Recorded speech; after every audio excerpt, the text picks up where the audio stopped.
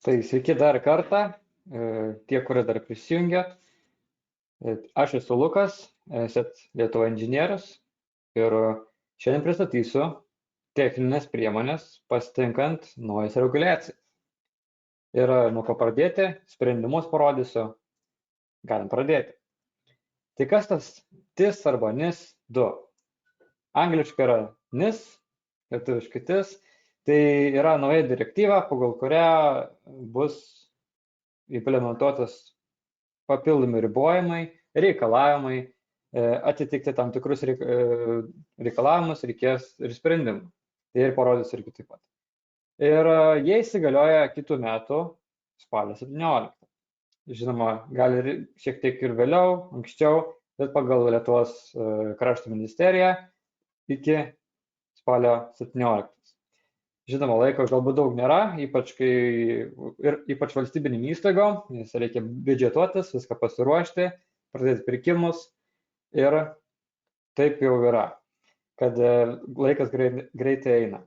Tai kas tas TIS, tai yra, ką apima įvairius sektorius ir parodysiu kitose skaidrėse dar plačiau, ką tai liečia, kurias įmonės organizacijas.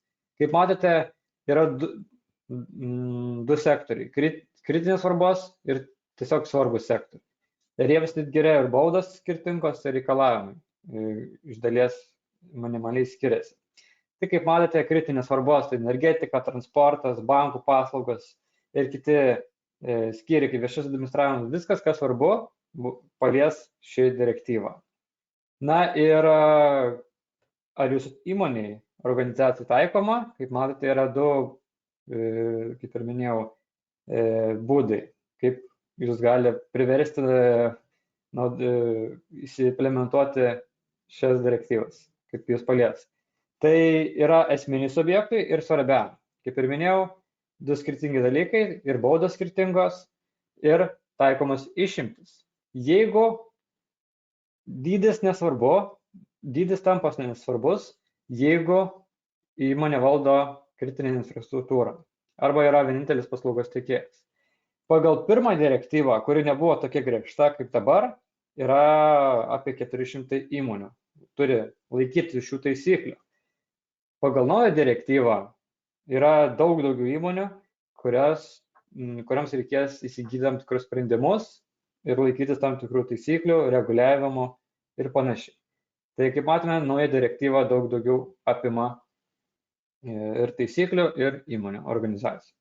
Sankcijos. Kaip ir minėjau, sankcijos skiriasi, organizacijoms yra tikrai nemažos. Jeigu vyksta koks nors tai įsilaužimas ir jūs netaikėte nustatytų saugumo priemonių, reikalavimų, baudos yra arba 2 procentai nuo metinės apyvartos arba 10 milijonų eurų. Arba kitus svarbius subjektus 7 milijonai arba 1,4 nuo pajamų apyvartos. Tai va tokios baudas, tokie sektoriai, kaip matėte, ir reikalavimai. Kokie tai reikalavimai? Žinoma, čia visų reikalavimų nesutalpinsim ir dar neaišku, ar Lietuvos krašto ministerija įdės papildomą reikalavimą. Tai dar šiek tiek yra nežinomybės, bet reikalavimai ES prasideda tokie.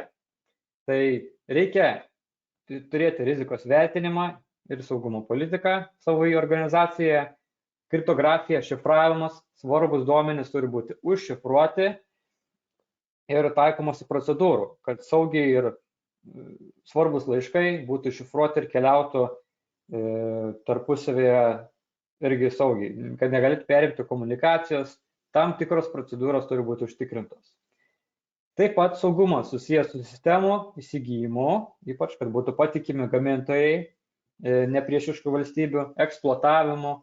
Tai eksploatavimas reiškia, kad tinkami saugumo sprendimai turi būti implementuoti. Ir darbuotojai taip pat turi būti edukuojami ir testuojami. Ir jie taip pat turi turėti ribotas teisės, prieigas, nes dažnai paprasti darbuotojai netyčia gali pasiekti svarbiausius duomenis. Nėra jokių vidinių ribojimų. Tai turi būti implementuoti ribojimai. Ir kiti veiksniai, patvirtinimas, dviveiksnio identifikavimas, jeigu paskyros duomenys pavogė, kad nebūtinai 2 faktorių, gali būti ir kiti sprendimai implementuoti, kaip PAMas, parodys toliau ir sprendimus. Bet tokie reikalavimai, tai turi būti patvirtinimo metodai, identifikacija papildoma, jeigu darbuotojas praranda prisijungimus, kad visko nepavogtų. Kaip ir minėjau, mokymai, pagrindinis kompiuterio higienos politika, praktika tikrai irgi patenka į šios reikalavimus. Na ir kiekviena organizacija, manau, turėtų edukuoti savo darbuotojus, kaip saugiai elgtis. Deja, iš praktikos matome, kad kiekvienais metais vis didėja išviliojamų pinigų kiekis iš Lietuvos gyventojų. Ir taip nulaužia. Taip pat saugumo incidentų ir planas, ir valdymas. Kas įvyksta, ką reikia daryti, kai praradom duomenis arba atsirado duomenis juodoje rinkoje dark webe. Niekas nežino, plano nėra, chaosas, panika ir niekas nieko nežino, ką daryti. Tai turi turėti tą irgi suplanavę, kaip elgtis. Ir darbuotojai žinos, kaip elgtis, gavę blogą laišką, phishingo laišką, ką su juo veikti, ar tiesiog ištrinti, ar pranešti IT skyriui. Svarbu, tai svarbu. Taip pat ir saugumas tiekimo grandinėse. Ką tai reiškia, kad jūsų tiekėjai, partneriai netyčia jų užvaldytos paskyros gali parašyti jums, perimti jūsų sistemų darbą arba pavogti duomenis taip pat. Tai turit ir tiekėjai saugus būti. Kur duomenis saugomi, taip pat irgi užtikrinti saugumą reikia. Tai va, pirmas žingsnis, iškart prie reikalo, pirmas žingsnis tai reiktų įsivertinti savo teisinius dokumentus, kaip ir minėjau, politikas, visus apsirašyti reiktų, rizikas, sistemas, viską reiktų žinoti apie savo naudojimą tinklą. Dėl to vadinasi network direktyva. Tai tinklo direktyva turi matyti, kas vyksta mūsų tinkle, procedūros, viskas turi aprašyta būti. Taip jau yra. Deja, bet teks apsirašyti viską. Ir taip pat darbuotojai, turintis prieigas aukštas, irgi turi žinoti savo pareigas ir atsakomybę. Saugumo incidentų valdymo planas, kaip ir minėjau, turi būti ir viską reikia reglamentuoti. Kaip pranešti apie incidentą, įsilaužimą ar kažką panašaus. Darbuotojas netyčia atidavė prisijungimus, jis nežino, ką daryti, dažniausiai netgi nutyli. Pagal praktiką matome, jis atidavė netyčia prisijungimus, suklastotus puslapius, jis vėliau tai suprato ir galvoja, geriau nesakysiu, dar paskui atleis, tai ir taip paskui duomenys iškeliauja. Tai darbuotojai irgi turėtų žinoti, ką daryti tokiu atveju. Kitas žingsnis – inventorizacija. Reiktų patikrinti, kokias sistemas naudojate. Įsilaužimų metu, ypač kai aš dirbu ir prie incidentų tyrimų, didelė organizacija, kelių tūkstančių kompiuterių organizacija, turinti įmonė, buvo ją įsilaužta per Windows Server 2.8 versiją. Kai pateko, kadangi IT organizacija yra tiksliau, įmonė yra dažna ir didelė kaita IT darbuotojų ir ne viskas buvo dokumentuota. Ta sistema buvo pražiūrėta, niekas net nežinojo, kad dar toks serveris veikia ir jis dar svarbiausia buvo atidarytas į išorę. Senas nepalaikomas serveris atidarytas į išorę. Turi krūvą pažeidžiamumų, spragų ir taip pateko hakeriai į tos įmonės tinklą ir pavogė dalį duomenų. Žinoma, šis įsilaužimas nepateko žiniasklaidą, nes tai yra privati įmonė ir ne visada nukeliauja viešai visi įsilaužimai. Tai va, antras žingsnis – inventorizacija. Reikia žinoti, kokios sistemos, ką valdom, ką turim, viską reiktų žinoti. Taip pat centralus valdymas. Tai labai palengvina, nes viskas vienoje vietoje. Viską matom, visas sistemas, visus kompiuterius, serverius, viską galim valdyti. Ketvirtas žingsnis irgi sistemų pažeidžiamumai labai svarbu. Kaip ir minėjau, atvira sistema į išorę, nebūtinai, kad ir pasenusi. gamintojai kiekvieną mėnesį išleidžia saugumo atnaujinimus arba funkcijas naujas išleidžia irgi naujų funkcijų sukuria. Irgi reiktų tikrinti pažeidžiamumus. Direktyva tai aprašo. Turi būti pažeidžiamumų tikrinimas ir jų užkardymas. Arba angliškai patch management ir vulnerability scanning. Arba vulnerability management. Nėra skirtumo, svarbu tikrinti spragas pagal direktyvą. Tai teks turėti ir saugumo spragų tikrinimo įrankį. Kitas žingsnis - logai, visi įrašai. Čia yra labai svarbi dalis ir tos direktyvos dalis yra viena svarbiausių įrašų kaupimas. Jeigu įsilaužia kažkas, nukeliau duomenis kažkur, kaip viską atsekti. Ir ypač, kai hakeriai būtent sunaikina įkalčius. Ką tai reiškia? Ypač šifravimo virusai, prieš užšifruojant failus, juos pavogia, tada jos užšifruoja, panaikina įkalčius, įkalčiai tai pavyzdys sisteminiai įrašai, Windows eventai, Windows logai, kitaip šnekant, aišku, tas pats su Linux yra, ir panaikina atsarginės kopijas programišiai hakeriai ir virusą netgi savo ištrina. Tai kai mes tyriam incidentą, kokį nors susilaužimą ir susirenkam visą informaciją, mes matom užšifruoti failai, išpirkos pranešimas, viskas. Viruso nėra, įrašų sistemų nėra. Dėl to ES sugalvojo šią direktyvą, pagriežtino, tiksliau, jau egzistuoja iš tikrųjų, egzistavo, tai yra antra direktyvos dalis, kaip NIST 2, tai naujas lydinys. Ir ką tai reiškia, kad reikia dabar saugoti įrašus. Viskas, kas įvyko, galima atsekti, naudojant EDR, XDR arba SIEM įrankius. Kad kiekvienas žingsnis parodys ir sprendimas, kaip tai veikia, kiekvieną žingsnį galima atsekti, pateko per spragą, prisijungė ten, keliavo tą kompiuterį, hakeris įrašė programinį įrangą legalią, bet per ją galima ištraukti duomenis. Antivirusinė paprasta neblokuos TeamViewer, AnyDesk ar kitų gamintojų, per kuriuo legalūs įrankiai, per juos įsikelti galima failus irgi. Deja, taip vyksta ir dėl to šie įrankiai tapo reikalingi. Kas dar? Jeigu neturite, kas prižiūri, specialistai sunku jas rasti, yra ir paslaugos. MDR'as, mes irgi teikiam, prižiūrim sistemas kai kurių klientų arba SOC'as, kiti partneriai mūsų.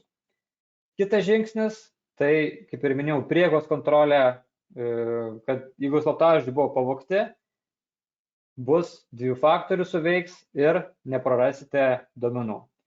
Ir šią funkciją galite aktyvuoti visur, populiariausiose sistemose net nemokamai iš tikrųjų, tiek nurodysis pašto, Gmailas, socialiniai puslapiai, Microsoftas taip pat turi. Bet jeigu norite apsaugoti kritinės sistemas, reikės į jas implementuoti irgi tam atitinkamą sprendimą.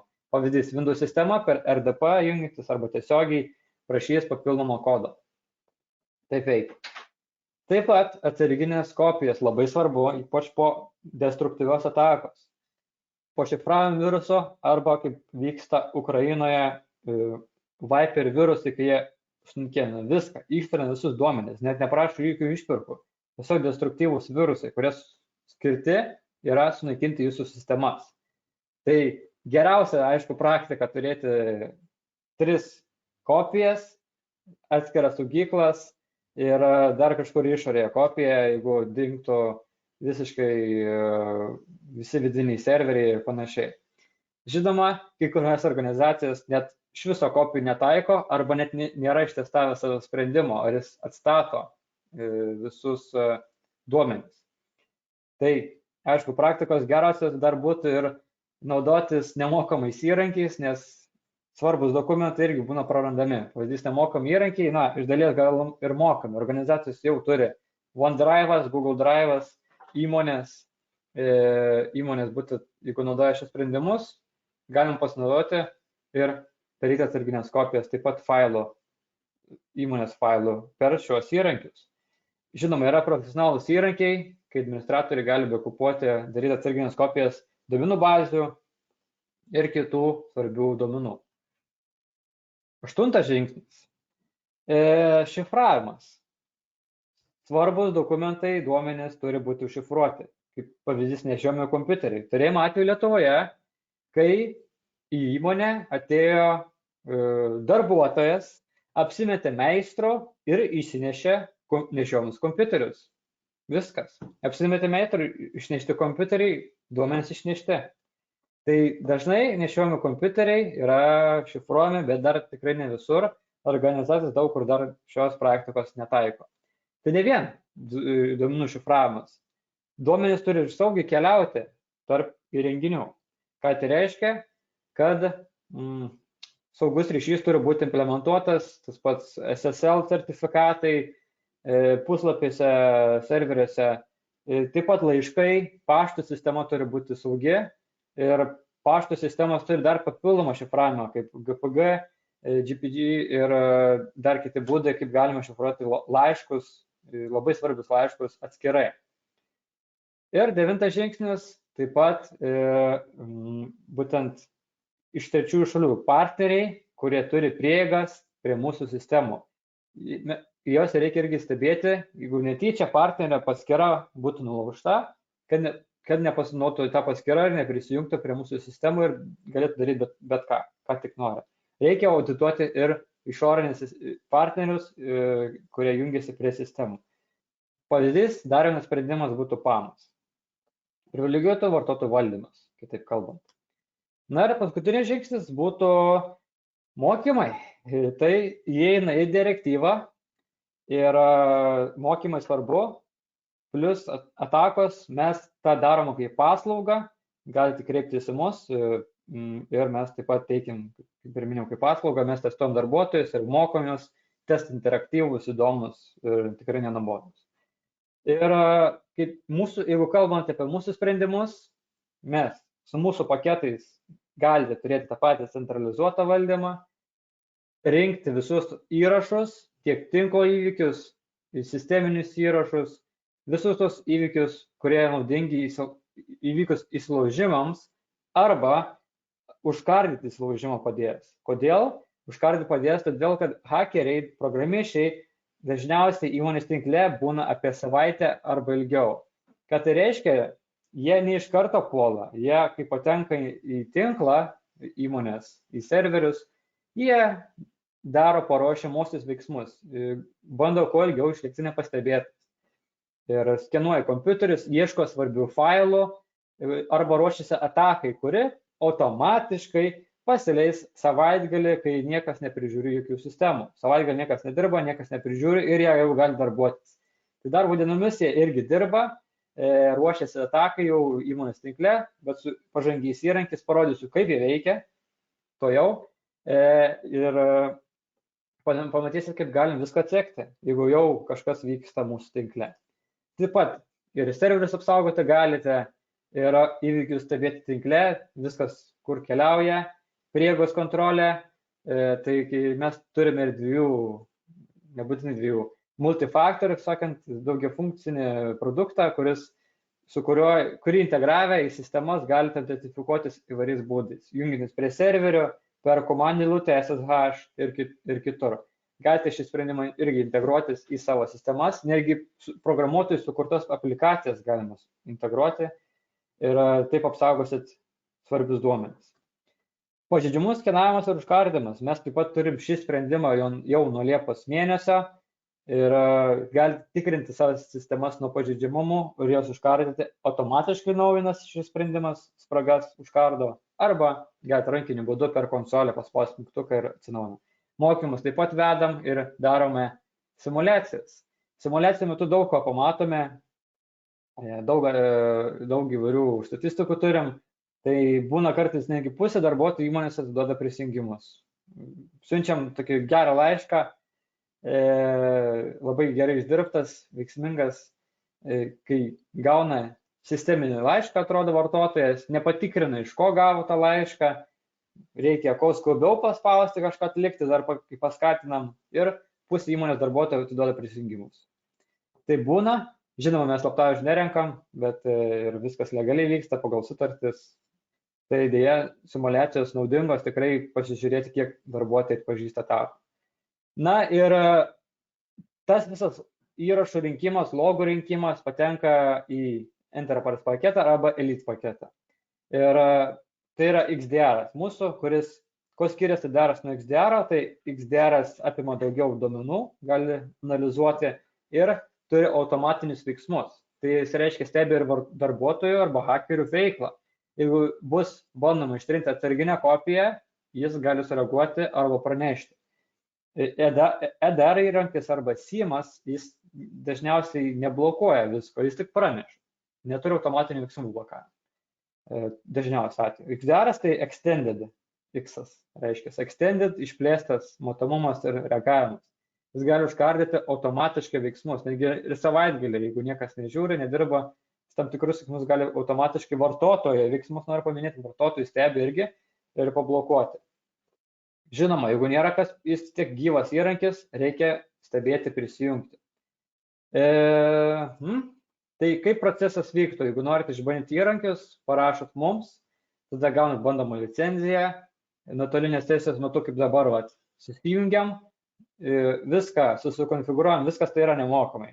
Visas tas procesas, kur dabar rodo, viskas nemokamai eina, išsibandyti galite visus mūsų sprendimus, ištestuoti, kaip tai veikia, kokius įrašus mato, viską susikonfigūruojam, tada po kelių savaičių ar savaitės pasižiūrim, ko prigaudė. Buvo tokių atvejų, kaip bandėsi klientas ir naudojo mums nematytą buhalterinę programą, kuri po to įrankio bandymo pamatėm, kad komunikuoja su Rusijos serveriais kažkodėl.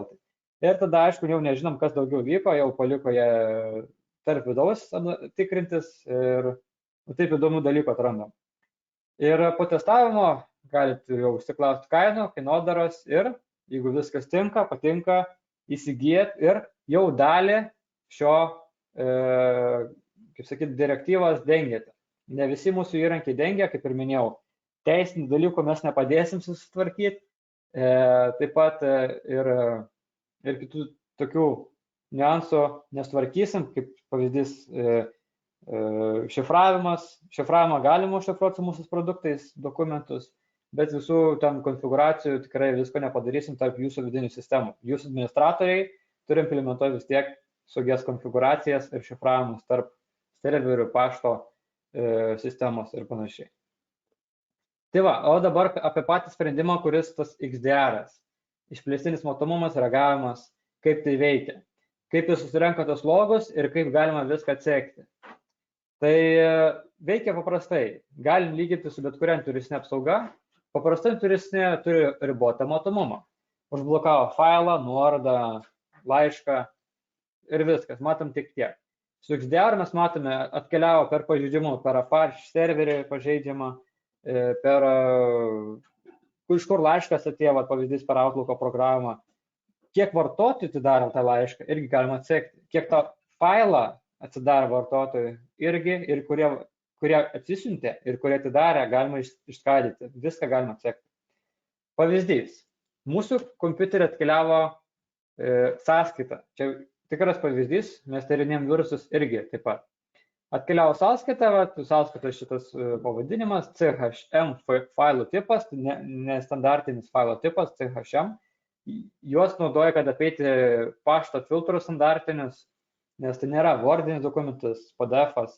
Tai va, unikalus failo tipas, pasalėdama darbalaukio, mes galime matyti, kiek failų modifikavo šitas virusas, kiek nuskaitė juos, registrus keitė, modifikavo ar ištrynė tinklo komunikacijas ir panašiai. Bet šiuo atveju jis kitaip komunikuoja. Jis komunikuoja pasinaudodamas legaliais Windowsiniais įrankiais. Jis tyliai atidaro PowerShell'ą. Tai kaip tai veikia, tik tais nuotraukos neįdėjau prieš tai, atidaro šitą failiuką, niekas neatrodo nevyko. Atrodys neveikia. Jei tai daros, niekas nevyksta, jokio gali būti tuščias langas, viskas. Jis gali visiškai tyliai veikti. O kas iš tikrųjų vyko, galima atsekti su tais įrankiais, kur reikalauja NIST direktyvą. Tai va, tyliai atsidaro PowerShell'as, jis kreipiasi į Ispanijos puslapį, jau galima atsekti, iš kur hakeriai paleidinėja atakas. Kreipiasi į Ispanijos puslapį ir atsiunčia mūsų kompiuterį dar paveikslėlį tyliai ir dar paleidžia komandų eilutę šitą. Ta komandinė eilutė išnaudoja pažeidžiamumo sistemos ir pavogė slaptažodžius. Žinoma, šiame pavyzdėje mes tyrinėjom virusą.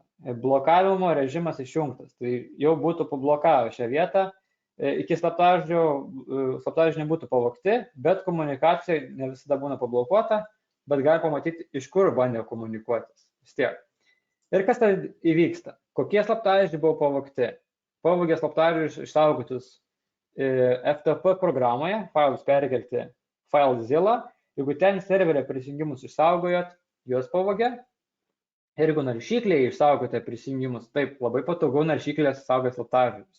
Deja, ypač šiais metais ir praeitais atsirado naujų virusų, kurie vagia iš naršyklių slaptažodžius. Ir palaikomas visas populiariausias naršyklės. Tai gali būti, šiuo atveju, Google Chrome'as, taip pat ir Microsoft Edge palaiko šis virusas, Firefox'as, Opera ir kiti. Netgi matėm Sputnik naršyklę, iš kurios gali pavogti slaptažodžius. Ir kriptovaliutos vagia tie virusai. Tai kaip ir minėjau, geriau slaptažodžius saugokit slaptažodžių valdymo programinį įrangoje, kaip KeePass, LastPass, NordPass ir kiti. Daug yra tų sprendimų, jie daug saugesni, nei saugoti naršyklėse slaptažodžius.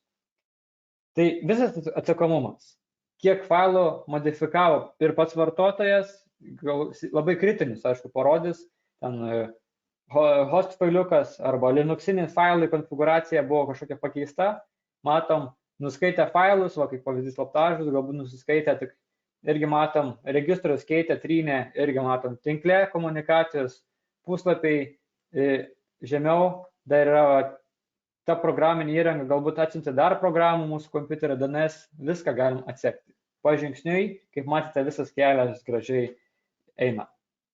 Ir naudodami XDR, logų tą rinkimų įrankį, jūs gauna kontrolę, matomumas išplėstas, ramybė ir užsienyje populiaru draustis nuo įsilaužimo kibernetinio. Draudimo kompanijos reikalauja tokių įrankių taip pat. Ir jeigu neturit, kas prižiūri jūsų sistemas, mes turime ir paslaugas, kai galite su mumis pasižiūrėti, susijungti irgi nuotolinės sesijos metu, panalizuoti kažką. Arba yra pilnas MDR-as, tai yra supaprastintas SOC-as, kai mes prižiūrim jūsų sistemas už jūs. Teikiam ataskaitas, teikiam rekomendacijas, riziką įvertinam, dalinai visos organizacijos neįvertinsim teisiškai, bet galim irgi taip pat pateikti tą įvertinimą. Ir taip išvengsite įsilaužimo. Visas sistemos stebimos, viskas užkardyta, saugu ir taip pat padeda, jeigu, sakykime, vyksta kažkas neaiškaus, mes kreipiamės iš karto jūs, jeigu jūs neatsakot, mes imamės veiksmų patys. Žinoma, pagal sutartį. Visada apsirašom, kiek galime imtis veiksmų. Ir visas turime paslaugų, krepšelį nemažą, premium pagalba, išskirtinė linija, jums greitas atsakymas, kaip žinote ir taip, yra nemokama mūsų pagalba, tačiau jeigu norit greito atsako, atskiros linijos skambučių, visada galite susisiekti ir mes jums padėsim. Taip pat mes turime dabar naują sprendimą Manage Engine. Kai kurie naudojasi iš jūsų Lietuvoje populiarus, kai kurie ne. Tai kas tai yra? Supaprastintai tai yra RMM, Remote Management and Monitoring įrankis. Su juo galite sistemas labai išsamei valdyti, negi konfigūruoti Windowsus, Linuxus ir panašiai, negi naršyklų konfigūracijas keisti per jį, nuotoliniu būdu prisijungti.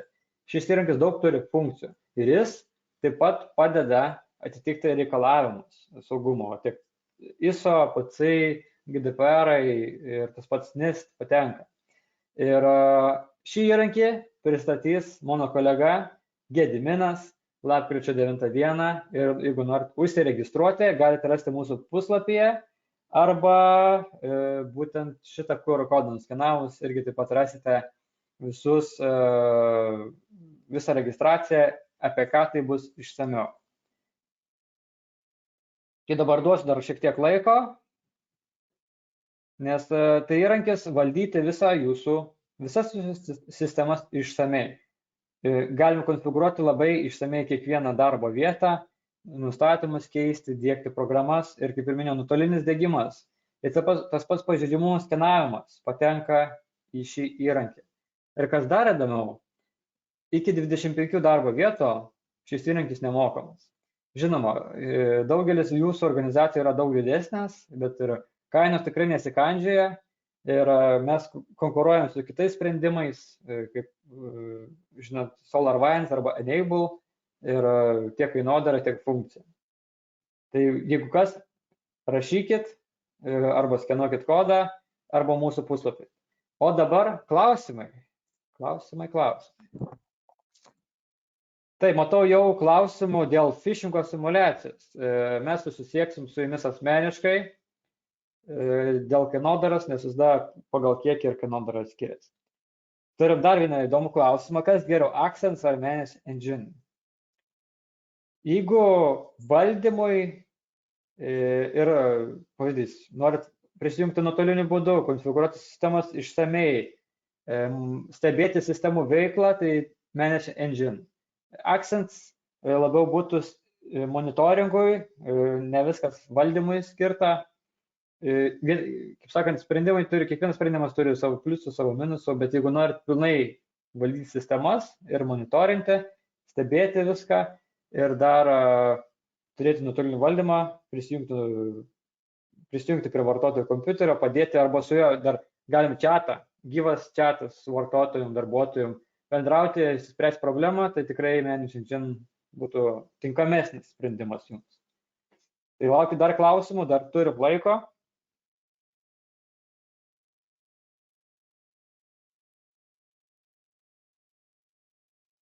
Įsidrovėkit.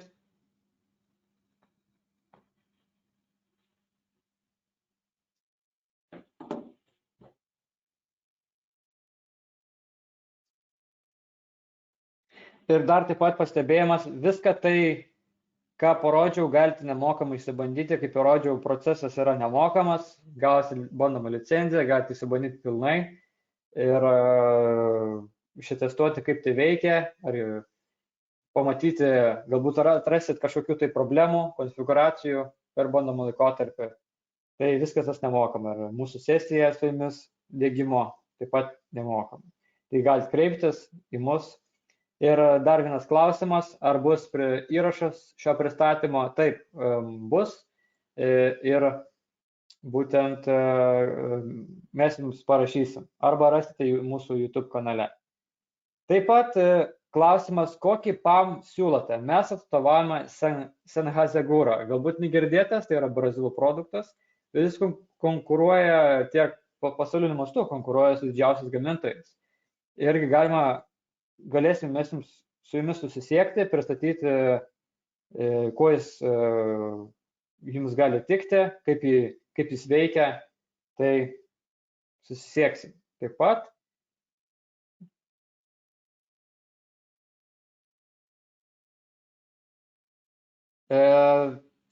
Turim dar klausimų. Kokia bandomojo laikotarpio trukmė? Dažniausiai 30 dienų, bet įmanoma ir gauti dar 30 dienų. Ar labai priklauso nuo situacijos ir kiek sistemų kiekis, jeigu labai daug, tai gal trumpiau bus laikotarpis, jau reiktų kreiptis į mūsų vadybininkus ir jie jau susitarsit dėl to bandomo laikotarpio. Ir kiek kainuoja XDR, labai geras klausimas, taip pat parašykit mums, priklauso nuo kiekio, kiek sistemų norit apsaugoti. Vienos organizacijos apsaugo tik serverius, nes jie yra kritiniai. Kitos organizacijos turi pilnai apsaugo savo organizaciją, nes pilnas matomumas yra geriausia. Dar apie baudas buvo klausimas, kokie baudų dydžiai valstybinėms įstaigoms. Dabar tiksliai negaliu pasakyti, bet šiaip organizacijoms, kaip ir minėjau, arba 10 milijonų, arba 2% nuo visos, arba kitoms organizacijoms 7 milijonai būna, arba 1,4. Čia reiktų dar man pasitikrinti, nenoriu pameluoti kažko arba prigazdinti šioje vietoje, tai dar atsakysim. Ir taip, kas dar? Dar matau klausimą, ar galima nuomoti XDR su mūsų esama Entry licenzija? Nuomoti tai suprantu, kas mėnesį mokėti, ar ne? Tai tokia opcija per mūsų partnerius yra. Tai kas mėnesį galima, tas MSP variantas, kai kas mėnesį mokate už įrankį, taip, yra tokia galimybė. Labai dar vienas geras klausimas, kokių kompetencijų reikia prižiūrėti ar valdyti XDR įrankį. Tai būtų IT specialisto darbas ir, kaip ir minėjau, šis įrankis gyvas, reiktų prisijungti į dieną bent kartą arba kelis, priklauso labai nuo organizacijos svarbos. Jeigu neturite specialisto arba jis neturi laiko, nes labai būna daug darbų apkrauti IT specialistai, galite nuomotis ir nenuomotis, labiau įsigyti mūsų paslaugą, kai mes prižiūrime jūsų organizacijos saugumą, arba galite išsipirkti valandas ir skirti valandą į savaitę kartu su mumis, pasižiūrėti, ko prigaudyti. Tokia galimybė yra ir tai yra pigiau. Pigiau turėti savo nuomotis visą saugumo centrą SOC. Tai MDR yra pigiau nei SOC, jeigu jau lyginat. Turim dar vieną klausimą, ar sistema siunčia elektroniniu paštu pranešimus, notifications. Taip, pagal numatytus nustatymus ne, bet galima įsijungti nustatymuose, kad jeigu kažkas vyksta, mes gausime laišką, bet vis tiek reikia IT žinių, suprasti, kaip sistemos veikia ir kibernetinio saugumo žinių, suprasti, ką ta komandinė eilutė veikia. Hakeriai naudoja legalius įrankius, kaip ir minėjau, reikia suprasti jų hakerių taktikas, programišių taktikas. Tai vis tiek reikia suprasti kibernetinį saugumą. Ne visi supranta tai, dėl to ir būna įsigiję tam tikrų valandų, pasikonsultuoti su mumis, pasižiūrėti kartu, ko prigaudė įrankis ir panašiai. Ir žinoma, kartais ir išimtis reikia susikurti, nes įrankis gali būti kartais ir per daug jautrus, ten būna ir konfiguracijų prigauda nestandartinių. Administratoriai vienu atveju buvo sukonfiguravę, kad kažkoks skriptas periodiškai leidžiasi ir buvo pamiršę apie tai. Šį įrankį sudegė, pamatė, kad tai neturėtų būti daroma. Randa ir blogų konfiguracijų, netgi netyčia. Taip, turim klausimą.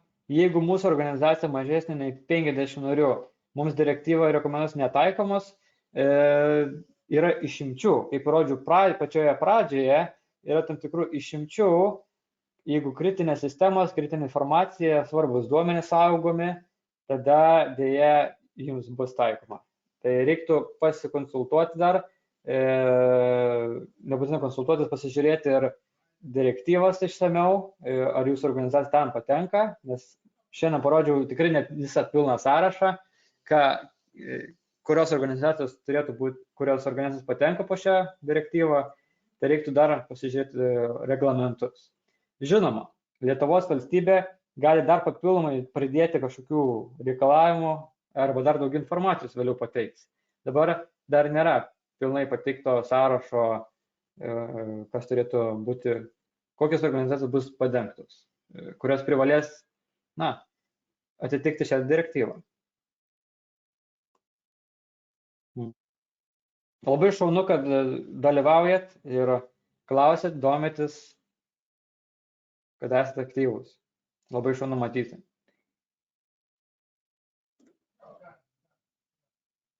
Tai daugiau klausimų, matau, nėra. Jeigu kas, rašykite tiesiai, aš perduosiu atitinkamam skyriui jūsų klausimą ir manau, sužinot kažko naujo, išmokot ir buvo naudinga. Įrašas bus ir kol kas tiek ir geros dienos.